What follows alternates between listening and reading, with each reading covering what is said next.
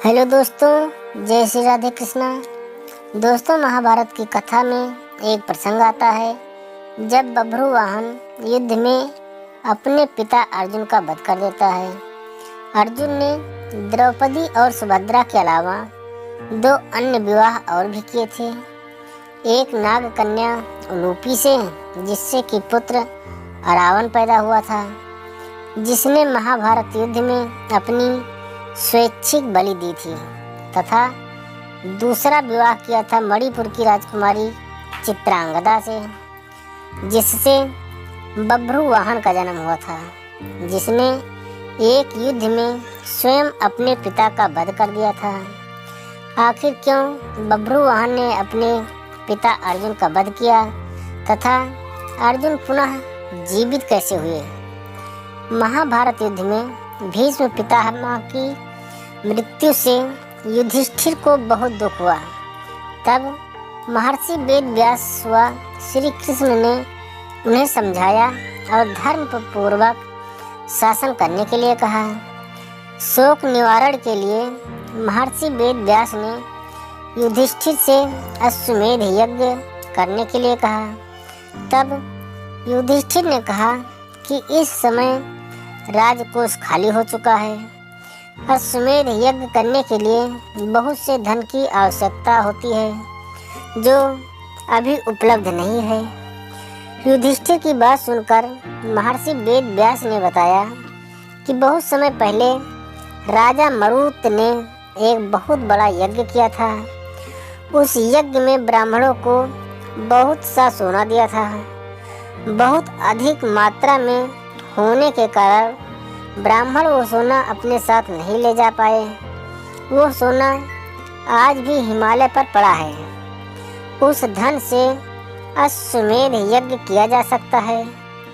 युधिष्ठिर ने ऐसा ही करने का निर्णय लिया।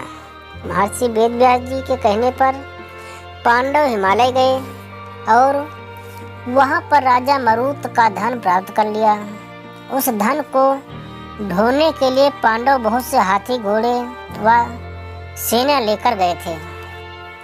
उनकी संख्या इस प्रकार है: 60,000 ऊँट, 1,20,00,000 घोड़े, 1,00,000 हाथी, रथ और छकड़े। इनके अलावा गधों और मनुष्यों की तो गिनती ही नहीं थी। इस प्रकार इतना सारा धन पांडव हस्तिनापुर लेकर आए। पांडवों ने शुभ मुहूर्त देखकर यज्ञ का शुभारंभ किया और अर्जुन को रक्षक बनाकर छोड़ दिया। वो घोड़ा जहाँ भी जाता, अर्जुन उसके पीछे पीछे जाते। अनेक राजाओं ने पांडवों की अधीनता स्वीकार कर ली। वहीं कुछ ने मैत्री पूर्वक संबंध के आधार पर पांडवों को कर देने की बात मान ली। किरात, मलेच्छ व यवन आदि देश के राजाओं ने यज्ञ का घोड़ा रोक लिया। तब अर्जुन ने उनसे युद्ध कर उन्हें पराजित कर दिया। इस तरह विभिन्न देशों के राजाओं के साथ अर्जुन को कई बार युद्ध करना पड़ा। यज्ञ का घोड़ा घूमते घूमते मणिपुर पहुंच गया। वहां की राजकुमारी चित्रांगदा से अर्जुन को बभ्रुवाहन नामक पुत्र था। बभ्रुवाहन ही उस समय मणिपुर का राजा था। जब बभ्रुवाहन को अपने पिता अर्जुन के आने का समाचार मिला तो उनका स्वागत करने के लिए वो नगर के द्वार पर आए। अपने पिता बभ्रुवाहन को देखकर अर्जुन ने कहा कि मैं इस समय यज्ञ के घोड़े की रक्षा करता हुआ तुम्हारे राज्य में आया हूँ, इसलिए तुम मुझसे युद्ध करो। जिस समय अर्जुन बभ्रुवाहन से ये बात कर रहे थे, उसी समय नाग कन्या उलूपी भी वहाँ आ गई। उलूपी भी अर्जुन की पत्नी थी। उलूपी ने भी बभ्रुवाहन को अर्जुन के साथ युद्ध करने के लिए उकसाया। अपने पिता अर्जुन व सौतेली माता उलूपी के कहने पर बभ्रुवाहन युद्ध के लिए तैयार हो गया। अर्जुन और बभ्रुवाहन में भयंकर युद्ध होने लगा। अपने पुत्र का पराक्रम देखकर अर्जुन बहुत प्रसन्न हुए।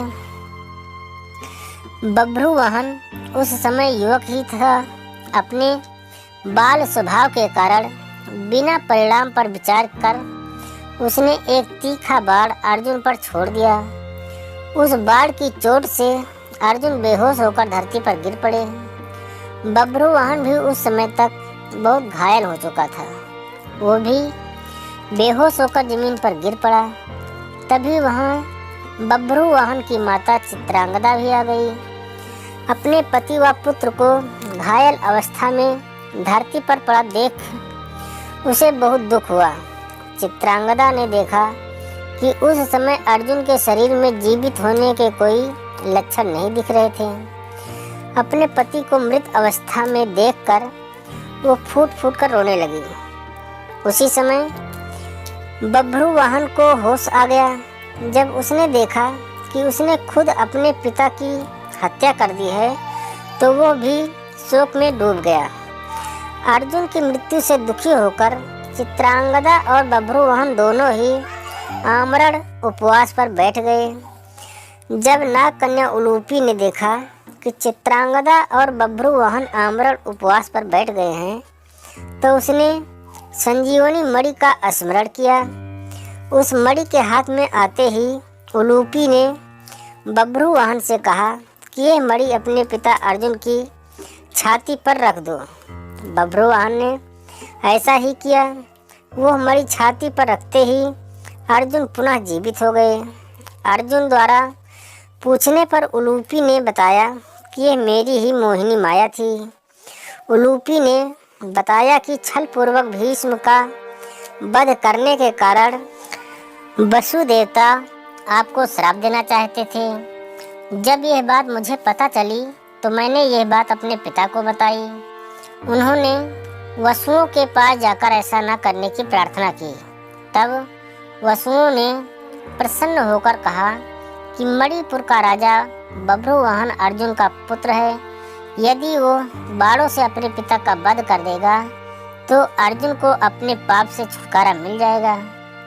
आपको वसुओं के श्राप से बचाने के लिए ही मैंने ये मोहिनी माया दिखलाई थी। इस प्रकार पूरी बात जानकर अर्जुन, बभ्रुवाहन और चित्रांगदा भी प्रसन्न हो गए। अर्जुन ने बभ्रुवाहन को अश्वमेध यज्ञ में आने का निमंत्रण दिया और पुनः अपनी यात्रा पर चल दिए। इस प्रकार अर्जुन अन्य देशों के राजाओं को पराजित करते हुए पुनः हस्तिनापुर आए। अर्जुन के आने की खबर सुनकर युधिष्ठिर आदि पांडव व श्री कृष्ण बहुत प्रसन्न हुए। तय समय पर उचित स्थान देखकर यज्ञ के लिए भूमि का चयन किया गया। शुभ मुहूर्त में यज्ञ प्रारंभ किया गया। यज्ञ को देखने के लिए दूर दूर से राजा महाराजा आए। पांडवों ने सभी का उचित आदर सत्कार किया। बभ्रुवाहन, चित्रांगदा व उलूपी भी यज्ञ में शामिल होने आ गए। यज्ञ संपूर्ण होने पर युधिष्ठिर ने पूरी धरती ब्राह्मणों को दान कर दी। तब महर्षि वेद व्यास ने कहा कि ब्राह्मणों की ओर से ये धरती मैं पुनः तुम्हें वापस करता हूँ। इसके बदले तुम सभी ब्राह्मणों को स्वर्ण दे दो। युधिष्ठिर ने ऐसा ही किया। युधिष्ठिर ने सभी ब्राह्मणों को 3 गुना सोना दान में दिया। इतना दान पाकर ब्राह्मण भी तृप्त हो गए। ब्राह्मणों ने पांडवों को आशीर्वाद दिया। इस प्रकार अश्वमेध यज्ञ सकुशल संपन्न हो गया।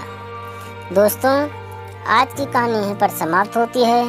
बहुत जल्द किसी और ज्ञानवर्धक कहानी के साथ आपसे मुलाकात होगी। तब तक के लिए नमस्कार, जय हिंद, वंदे मातरम।